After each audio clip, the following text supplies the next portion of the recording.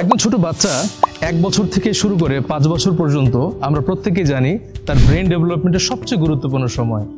Similarly যখন একটা project, একটা ভবন তৈরি করা হয়, তার সবচেয়ে গুরুত্বপূর্ণ অধ্যায় থাকে প্রথম যে সময়টা, আর্কিটেকচারাল ডিজাইন, প্ল্যানিং এবং ইঞ্জিনিয়ারিং যে পরিকল্পনাটা করা হয়ে থাকে।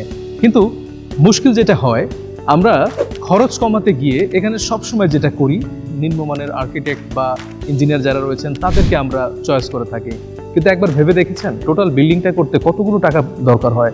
4 কোটি, 5 কোটি, 10 কোটি টাকাতে একটা বিল্ডিং করা হয়, কিন্তু সামান্য কিছু খরচ আমরা করতে চাই না। যে ভুলটা হয়, ওভার ডিজাইন করা হয়, কস্টিং বেড়ে যায় এবং নিরাপত্তার ঝুঁকিটা কিন্তু অনেক বেশি বেড়ে যায়। সো এখানে আমাদের উচিত ওই ছোট বাচ্চাকে যেমন আমরা গুরুত্বপূর্ণ মনে করে থাকি তাদের ব্রেন ডেভেলপমেন্টে, সেইমভাবে একটা বিল্ডিং, একটা ভবন প্রজেক্ট, তার ক্ষেত্রেও আমার মনে হয় দক্ষ আর্কিটেক্ট, ভালো ইঞ্জিনিয়ার, তাদের সমন্বয় করে আসলে টিমওয়ার্ক করা উচিত। তাহলে আপনার বিনিয়োগটা হবে সেফ। তাই বড় একটি বিনিয়োগ, একটি ভবন তৈরি করা, এক্ষেত্রে সবারই উচিত ভালো আর্কিটেক্ট, ভালো ইঞ্জিনিয়ারিং এবং সুপারভিশন দিয়ে সুন্দর একটি বিল্ডিংকে তৈরি করা, যেটা নিয়ে আসবে ভবিষ্যতের নিরাপত্তা এবং সুন্দর বিনিয়োগ রিটার্ন। ধন্যবাদ সবাইকে।